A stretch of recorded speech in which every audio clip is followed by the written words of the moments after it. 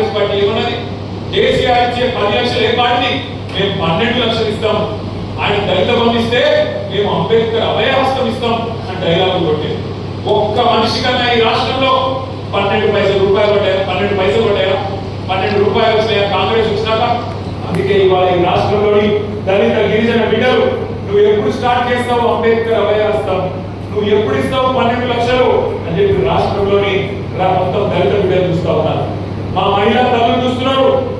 2500 రూపాయలు ఈ బడ్జెట్ లో ఉన్న పెట్టడా 100 రోజులు అన్నాడు, 1000 రోజులు దగ్గర పడ్డది, ఇప్పుడన్నా పెట్టడా అని చెప్పి రాష్ట్రంలోని మొదటి సంవత్సరంలో 2.5 ఏళ్ళైంది, ఇప్పటి వరకు కనీసం 10,000 ఉద్యోగాలు ఇయ్యే రేవంత్ రెడ్డి గారు.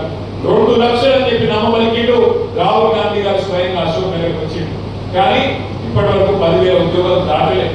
రాష్ట్రంలోని తమ్ముళ్ళు, రాష్ట్రంలోని చెల్లెలు చూస్తా ఉన్నారు.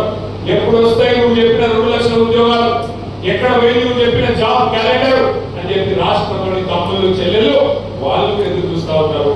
దయచేసి నేను ప్రభుత్వాన్ని కోరుతా ఉన్నాను, ఏ ఎన్నికలు లేవు, ఇప్పుడే ఏ ఎన్నికలు లేవు కాబట్టి ఆలోచించి ఇప్పుడైనా బడ్జెట్ లో వెంటనే ఈ కేటాయింపు చేయండి, చేసి మీరు హామీలు ఇచ్చిన ప్రతి ఒక్కరికి న్యాయం చేయమని చెప్పి నేను డిమాండ్ చేస్తా ఉన్నాను. ఇంకొక మాట కూడా చెప్పిండు, 6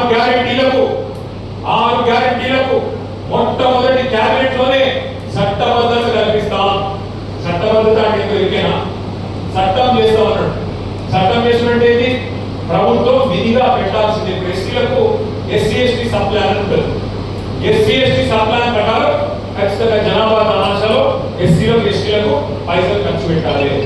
15% 16% ఎస్సీలకు, 10% ఎస్టీలకు కంపల్సరీ డబ్బులు బడ్జెట్ లో కేటాయించాలి, పెట్టాలి, ప్రతి పైసా ఖర్చు పెట్టాలి. ఖర్చు పెట్టకపోతే వచ్చే సంవత్సరానికి వాటిని మళ్ళా తబాదలు అయితే వాటిని మళ్ళా ఖర్చు పెట్టాలి. అట్లాగే 6 గ్యారెంటీలకు కూడా ముఖ్యమంత్రి రాహుల్ గాంధీ గారు చెప్పి జాతీయ స్థాయిలో ప్రతిపక్ష నాయకుడు చట్టబద్ధత కల్పిస్తామని చెప్పిండు, కానీ ఇంతవరకు చట్టం లేదు, ఏది లేదు.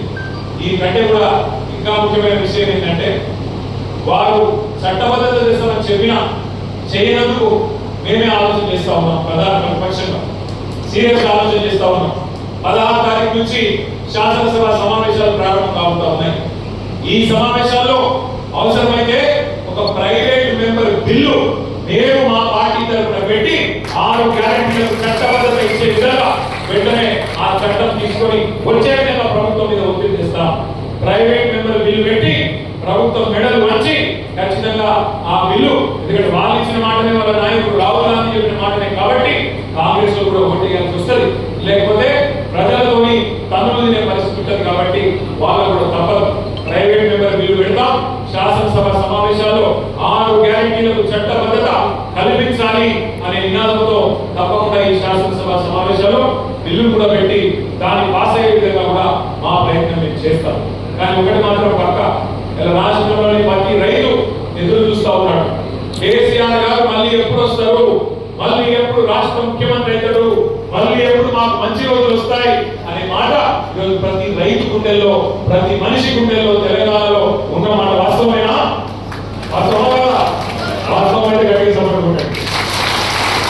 ఒకటే ఒక దయచేసి జరిగింది మోసం అర్థమైంది అందరికి. రాష్ట్రంలో ప్రతి జిల్లాలో, ప్రతి నియోజకవర్గంలో, ప్రతి తమ్ముడికి, ప్రతి చెల్లికి, ప్రతి అన్నకి, ప్రతి అక్కకి అర్థమైంది.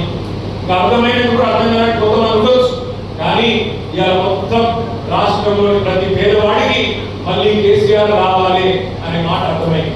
మరి అర్థమైన వాళ్ళందరినీ నేను కోరుతా ఉన్నా, ఇలా మా ఊరు, మా రామలక్ష్మణపల్లి, మా సర్పంచ్ గారు, రాజపేట సర్పంచ్ గారు, మా ఇందిరమ్మ కాలనీ సర్పంచ్ గారు ఎట్లయితే వచ్చి ఈ గులాబీ కండువా కప్పుకుంటున్నారో, ఎట్లయితే ముందుకొచ్చి కేసీఆర్ గారి నాయకత్వాన్ని బలపరుస్తున్న ముందుకు వస్తున్నారో, అట్లే మిగతా వారు కూడా కలిసి రండి. కలిసి కట్టుగా ఈ దుర్మార్గ అప్రజాస్వామిక ప్రభుత్వం, ఏదైతే రైతు బంధు ఎగ్గొట్టిన రావద్దు ప్రభుత్వం, దీన్ని ఖచ్చితంగా నిలదీద్దాం. మనందరం ఐక్యంగా కొట్లాడదాం. కొట్లాడి రాబోయే సంవత్సరాల పాటు ప్రభుత్వానికి ఊపిరి సల్పని విధంగా కార్యాచరణ రూపొందించి బ్రహ్మాండంగా ఈ ప్రభుత్వం మెడలు వచ్చే దిశగా ముందుకు పోదామని చెప్పి మీ అందరూ కూడా విజ్ఞప్తి చేస్తూ, మరి మండలం నుంచి కూడా అమలు లింగాల సందీప్ గారు, స్క్వారోస్ జిల్లా అధ్యక్షులు,